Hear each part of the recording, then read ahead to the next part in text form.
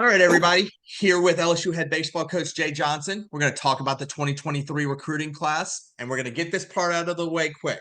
Coach, we know everyone's going to say, oh, but all these guys could go to the draft. Of course, we all know that.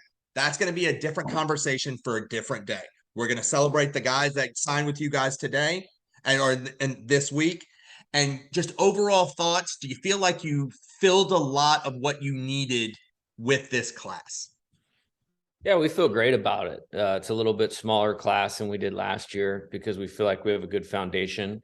Obviously, knowing what we have with the freshmen that are on campus, a couple of the guys that we got in the transfer portal that we're going to have for 2 years, that we could be a little bit more deliberate or specific in terms of what we were looking for. And so, in balancing out a winning team, we feel good about the guys we're at, and we feel like just about all of them can make an immediate impact. And that's awesome and not easy to do at a program like this. Is this more of, because of when you came in and it was just the introduction to the 2022 class, could you almost make a case that this is really your first recruiting class at LSU?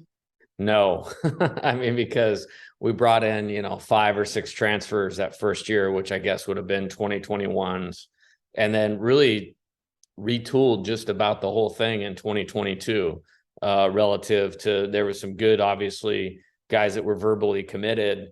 I mean, we had to recruit those guys to stay committed. We went out and got guys that had decommitted from other schools like Chase Shores, who's obviously got a chance to be a superstar. The transfer portal, 5 players, that we added. So no, it feels like we're well into recruiting here by this time. All right, so let's get into it. I like to say that this class is headlined by 2 local big left-handed arms, Jake Brown and Kade Anderson.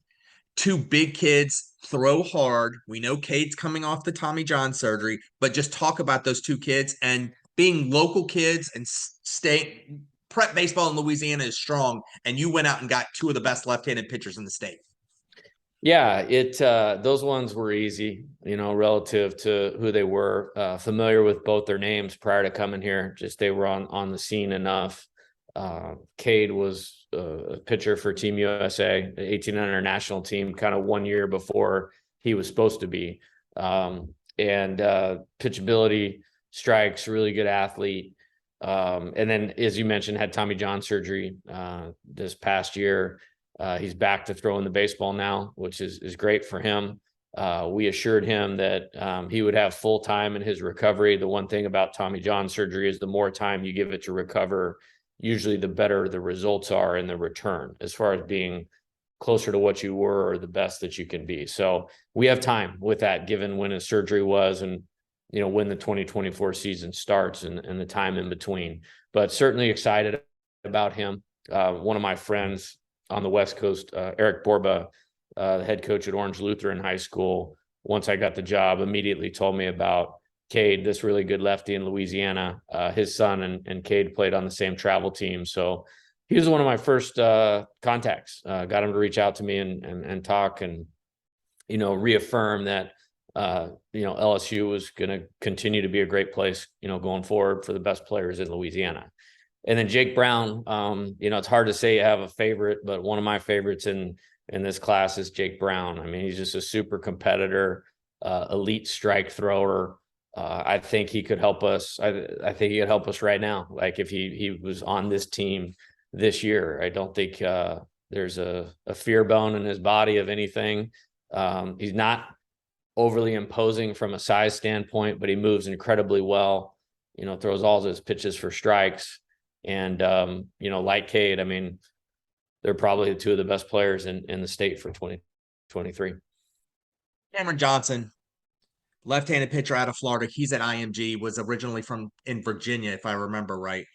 How important is it, or was it an emphasis with this 2023 class? And when you talk about Cameron of, hey, we need left-handed arms. Yes, it's great that Cameron Johnson is this great pitcher, but it helps even more that he's coming from the left side.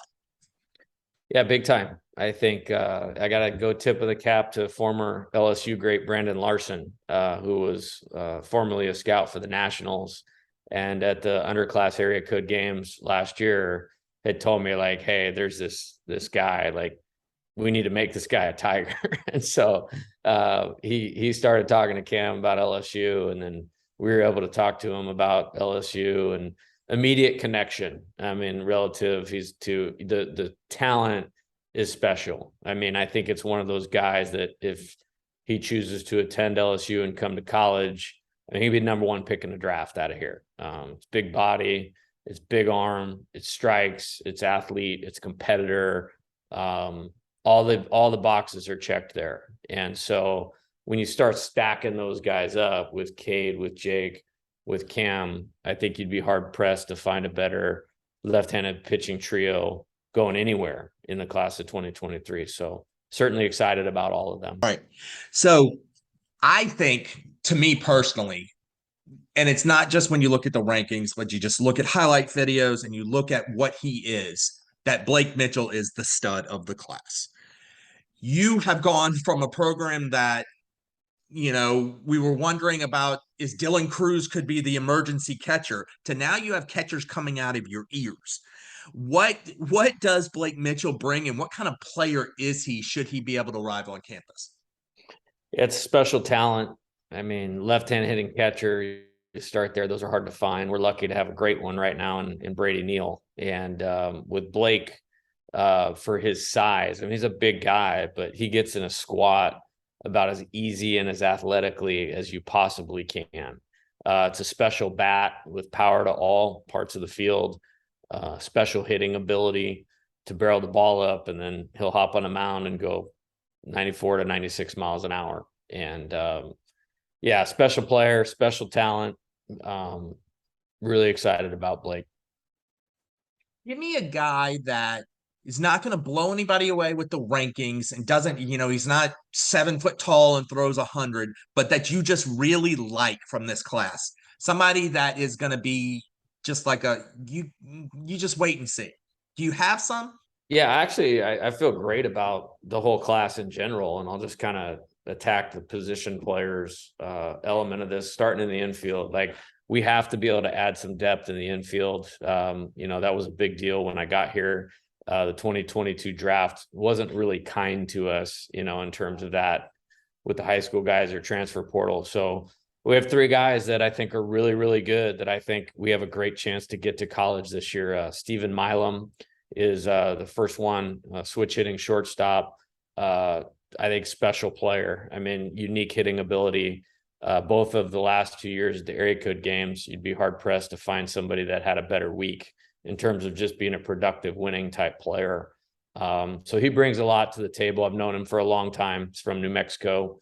So was obviously recruiting him at Arizona before he chose LSU. And then when I got this job, again, one of the first guys I connected with, Ryan Kachirik from Hamilton High School in Arizona, very prototypical shortstop, can really run like a 6'5", 60 runner, emerging bat. I think plays for one of the best high school programs in the country at Hamilton in Chandler, Arizona. Austin Rolig, one of the first guys we got committed here from Etowanda High School in California. Again, just another really, really good baseball player, and we like what we have with, Gavin Guidry and Tommy White and Ben Napolt, as guys that would probably return next year. And then you put those 3 in the mix too, you start to feel really good about your infield. And so I think that was good, in the outfield. I mean, everybody knows by this time my affinity for left-handed hitters. Looking at Derek Mitchell, this guy has superstar written all over him in terms of ability, but the makeup and character really, really strong. And then Ashton Larson, I think is one of the best pure hitters in the class in the country. So really like what all those guys are going to bring. And then recently Fidel Ulloa from Delta College in California, big right-hander, fastballs. That's who we were missing. 96, got a chance to really impact our team. So again, maybe smaller in size, but very high in impact. How much, because I remember when we talked about this in the press conference, in terms of you still want to get the big kids and the good kids out of Louisiana, but how much of a mix you've brought a West Coast flavor to this in terms of kids coming in from the West Coast. How do you balance that in terms of, yeah, I still want to get the best kids out of state Louisiana, but if these studs from my connections during my time on the West Coast are here, we want them too. Do you balance that at all? Yeah, I don't even think about it, to be honest with you. I think about it in terms of, is the player an Omaha player or not? Plain and simple. I think when you look at Louisiana, I feel we've been very successful recruiting Louisiana. When you look at this class, you already mentioned, Kade and Jake. I mean, those are clear cut the top two players in the class of 2023. They're coming to LSU. When you look at 2022, Gavin Guidry, Zebradell, Ethan Fry, those are the top three players in the state. I didn't recruit Josh Pearson, but he's the best player, I would imagine, from the 2021 class. And I think if you move down and you follow recruiting, you can see the success that we're having in state. So that's a priority because there's really good players here. At the end of the day, is there enough to build your whole team from here and win a national title? I don't believe that there is. So what are some of the teams that Coach Bertman had and Coach Maneri had? What did they look like in terms of where they came from? So you start assessing those skill sets, and then where can you get those skill sets?